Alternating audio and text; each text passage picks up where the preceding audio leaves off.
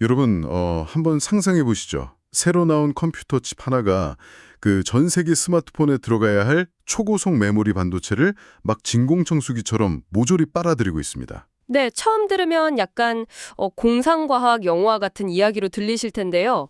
하지만 오늘 저희가 살펴볼 JP 모건 스탠리, 로이터, 그리고 여러 애널리스트들의 리포트를 보면 이건 곧 우리가 마주할 현실입니다. 맞습니다.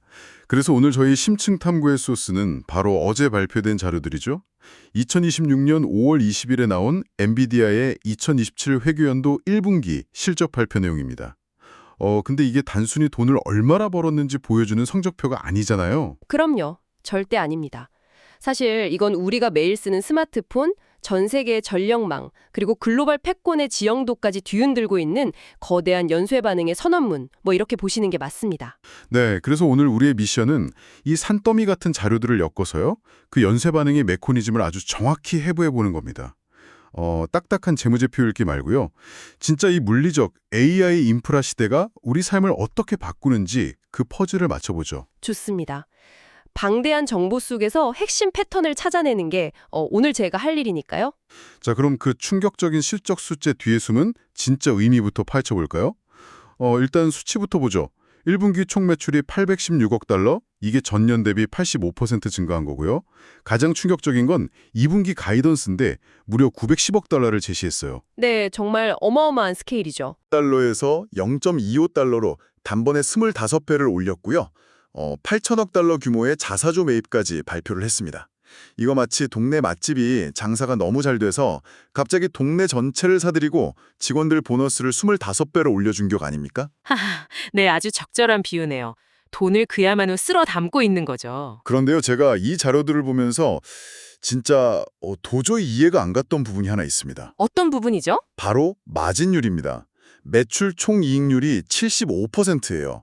아니, 제조업이잖아요. 쇳덩어리로 칩을 만들어서 파는 하드웨어 회사가 어떻게 독점 소프트웨어 기업에서나 볼 법한 75%의 마진을 남길 수가 있는 거죠? 아, 여기서 정말 흥미로운 점이 나옵니다. 많은 분들이 착각하시는 지점인데요. 그 75% 마진의 진짜 비밀은 하드웨어가 아닙니다. 칩 성능이 아니라고요? 네, 바로 소프트웨어 생태계입니다.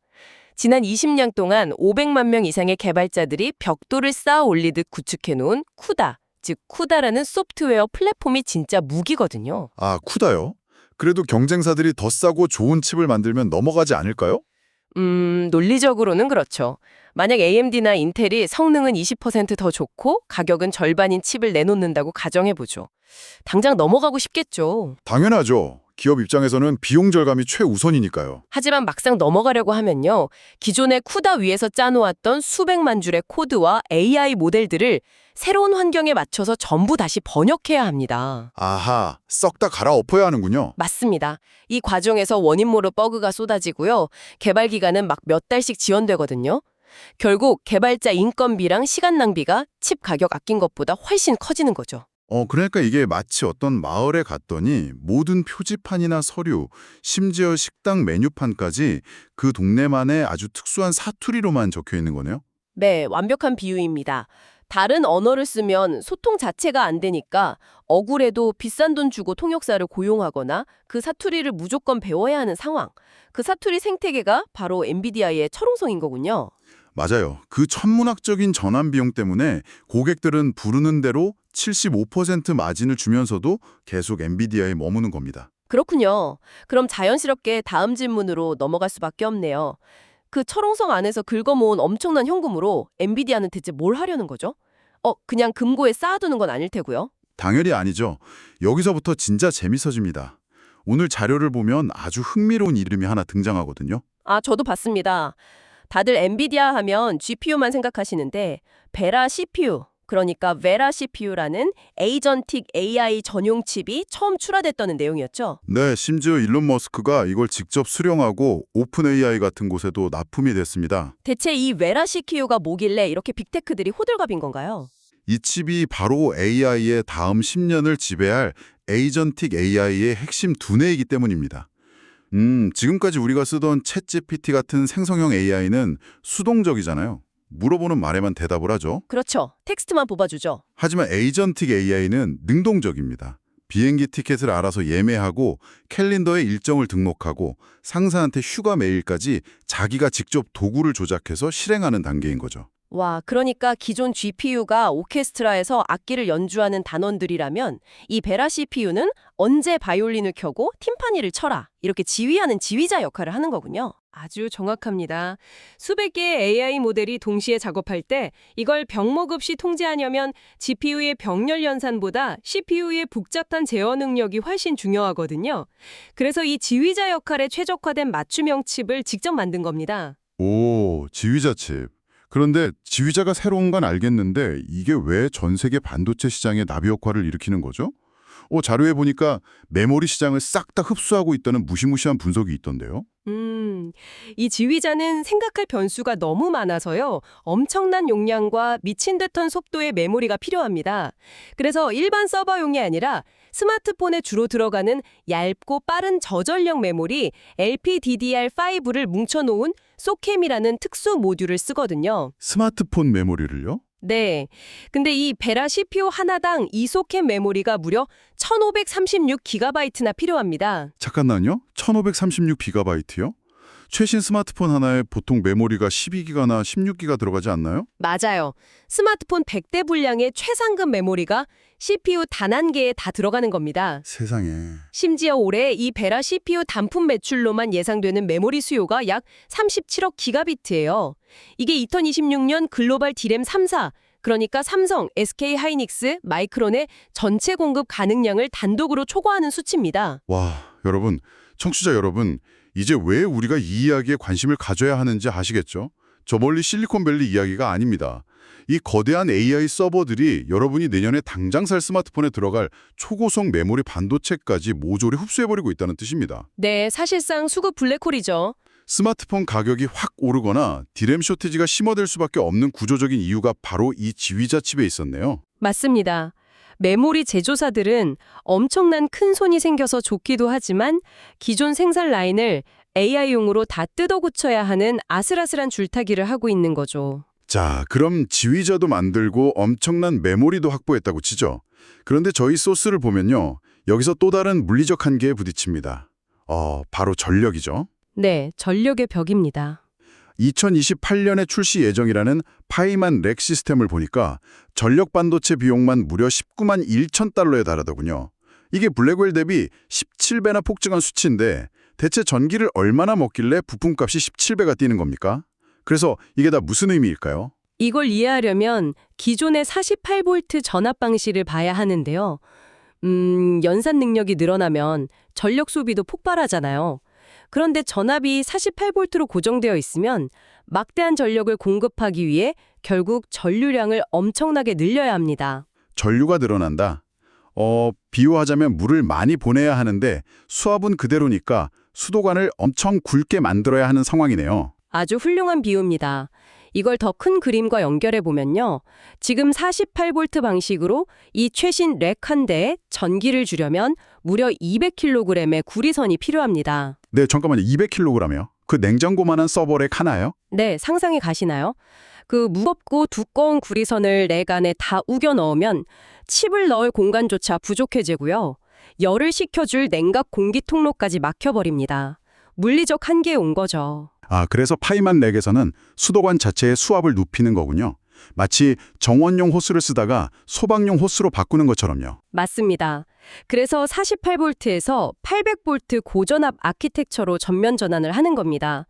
전압을 높이면 얇은 전선으로도 많은 전력을 보낼 수 있으니까요. 그래서 전력 반도체 비용이 17배나 뛴 거였네요.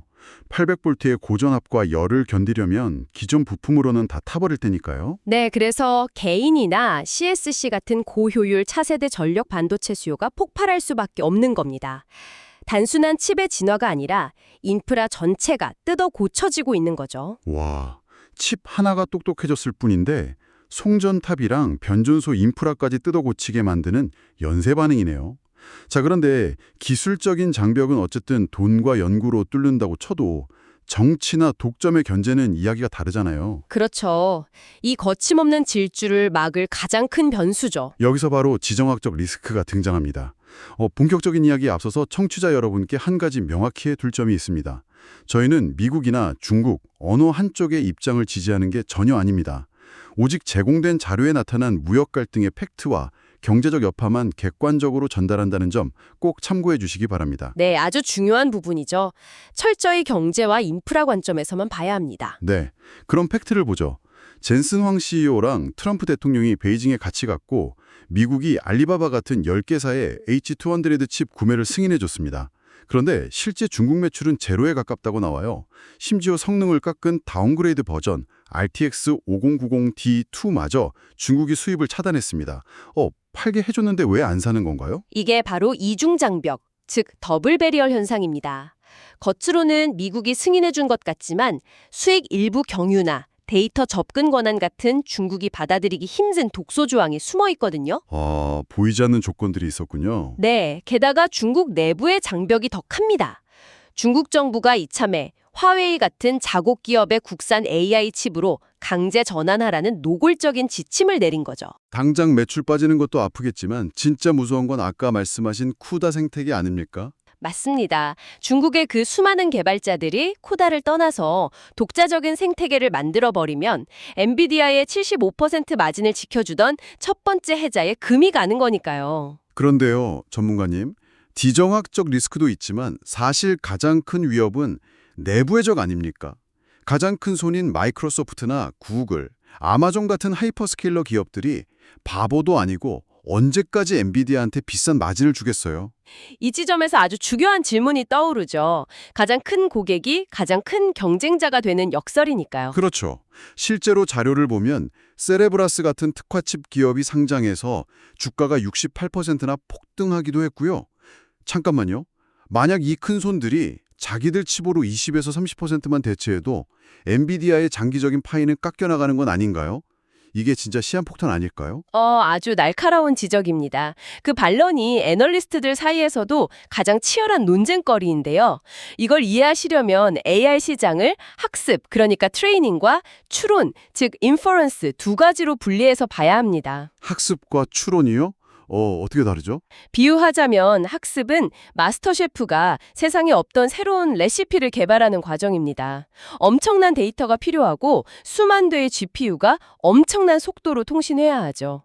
이 영역은 당분간 엔비디아를 이길 자가 없습니다. 거긴 아직 초롱성이군요. 그럼 추론은요? 추론은 완성된 레시피를 가지고 패스트푸드점에서 매일 똑같은 햄버거를 수만 개씩 찍어내는 작업입니다. 챗 GPT가 대답을 내놓는 과정이 바로 추론이죠. 여긴 최고급 오븐이 필요 없습니다. 햄버거 굽는 데 특화된 싼 기계, 즉 자체 칩이나 세레브라스 같은 특허 칩으로 충분히 대체가 가능하거든요. 와, 햄버거 굽는데 굳이 마스터 셰프의 주방을 빌릴 필요가 없다는 거네요. 그렇죠. 당장 1, 2년엔 전체 수요가 폭발해서 방어가 되겠지만 중장기적으로 이 추론 시장 점유율이 떨어지기 시작하면 엔비디아의 실적도 피크아웃, 즉 정점을 찍을 수 있다는 게 리포트들의 핵심적인 분석입니다. 영원한 독점은 없다는 게 여기서도 증명이 될지 지켜봐야겠네요.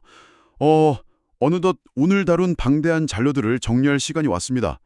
오늘 우리는 단순한 분기 실적이 아니라 그 이면에 있는 미래 기술의 청사진을 봤습니다. 네, 쿠다 생태계부터 에이젠틱 AI를 위한 베라 CPU, 메모리 블랙홀, 800V 전력혁명, 그리고 미중 패권과 자체 칩 경쟁까지 이 모든 게 맞물린 거대한 톱니바퀴였죠. 맞습니다. 자, 그럼 끝으로 오늘 자료들을 뜯어보면서 제 머릿속을 맴돌았던 도발적인 질문 하나를 청취자 여러분께 던져볼까 합니다. 자료에서 베라 루빈 아키텍처로 추론 비용이 10배나 저렴해질 거란 전망이 있었잖아요. 네, 컴퓨팅 비용이 극단적으로 낮아진다는 내용이었죠. 거기다 에이전틱 AI가 인간처럼 능동적으로 도구를 사용하는 개념을 더해보죠. 만약 10배 싸진 비용 덕분에 수십억 개의 보이지 않는 AI 에이전트들이 우리를 대신해서 모든 걸 다 조율한다면 어떻게 될까요? 우리가 매일 스마트폰 화면에서 찾는 그 수많은 앱들이나 터치하는 버튼들, 미래에는 아예 완전히 사라져버리지 않을까요? 와, 사용자가 화면을 보며 조작할 필요 자체가 소멸한다는 거군요. 그렇죠. 보이지 않는 에이전트가 저 거대한 데이터 센터 서버랑 직접 소통하는 세상이니까요. 어쩌면 오늘 우리가 본 이 실적 자료가 스마트폰 화면 시대의 종말을 알리는 시작점일지도 모르겠습니다. 기술의 발전이 인간의 인터페이스를 어떻게 지워나갈지 정말 상상력을 자극하는 포인트네요. 들으신 여러분도 일상 속에서 스마트폰을 보시며 한 번쯤 이 질문에 대해 고민해 보시길 바랍니다. 오늘 심층 탐구는 여기서 모두 마치겠습니다. 함께해 주신 여러분, 감사합니다.